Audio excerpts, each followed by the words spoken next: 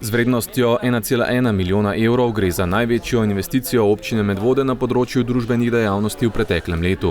Projekt pa je prek razpisa za sofinanciranje investicij v vrtce in osnovne šole podprlo tudi Ministrstvo za izobraževanje, znanost in šport, ki je prispevalo dobrega pol milijona evrov.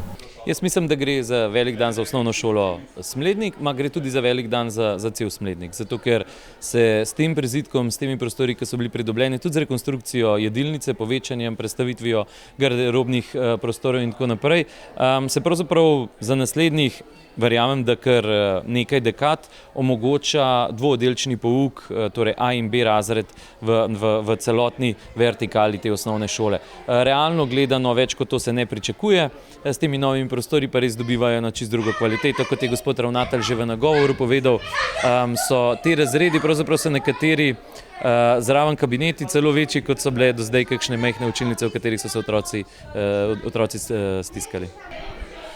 Ja, jaz bi rekel celo zgodovinski dan.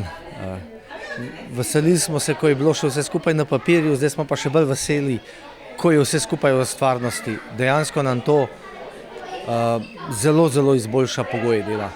Naj povem, da smo v zadnjih 10 letih iz 200 na 300 učencev šli, več kot 300. Poleg tega so se izboljšali pogoji dela tudi v starem delu, kjer so se 3 učilnice izpraznile, tako da se tudi tam lažje dela.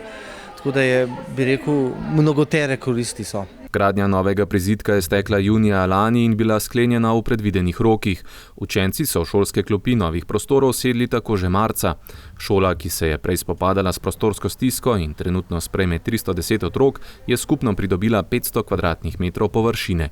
Poleg 3 novih učilnic za 4. in 5. razred, še 3 pripadajoče kabinete, garderobe za športno dvorano, povečano jedilnico in tudi novo pokrito kolesarnico.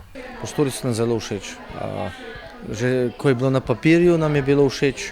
Zdaj, ko je to narejeno, tukaj treba res pohvaliti in občinsko upravo in ministrstvo in neposredne izvajalce, ki so to delali, in kontrolo, seveda nadzor. Mislim, da je zelo solidno zgrajen objekt. Šola, ki sicer datira v leto 1967, je bila v preteklosti že nekajkrat podvržena dozidavam. Zadnjo večjo investicijo pa je doživela ob energetski sanaciji v letu 2018. Projektiranje prizidka je bilo tokrat zaupano podjetju Obrat d.o.o. Kar je bil večji izziv, je bilo, kako šola, ki je bila večkrat dozidana, dodati še en prizidek, ki ne bo nekaj novega prinesel, ampak bo poskušal povezati te različne dele v celoto. Zaradi tega smo tudi oblikovali te strehe v enakem naklonu, smo jih razgibali, tako da smo poskušali povezati te različne strehe, kar pa tudi v funkcionalnem smislu ta nov prizidek ne samo dodaja učilnice, ampak ustvarja neko zelo prijetno in enostavno povezavo starih delov z jedilnico, z telovadnico, kar so morali prej otroci preko kleti prehajati. Tako da je tudi to ena velika pridobitev. Novi prostori so zračni, svetli, prostorni, uporabljajo naravne materiale in barve, skratka so sodobni, praktični in udobni v vseh pogledih. Prva stvar je seveda, da bojo pogoji za otroke in za pedagoge taki, da bojo čim raje bili v šoli. Se pravi, da so prostori zračni, svetli, da je akustika dobra, da ne ropotajo stvari, pa da imajo prostor za druženje tudi. Da hodnik ni samo hodnik, da greš iz učilnice v jedilnico, ampak da se tam lahko ustavijo, se pogovarjajo, se igrajo, lahko kaj se tudi naučijo, kakšno nalogo preplonkajo. Se pravi, da učilnice niso več strogo ločene od ostalih prostorov, tudi boste videli, so odprte, zasteklene, tako da ni več toliko ostre meje med poukom, pa druženjem, med tem, ko se učimo en od drugega, pa to, ko se učijo od pedagogov.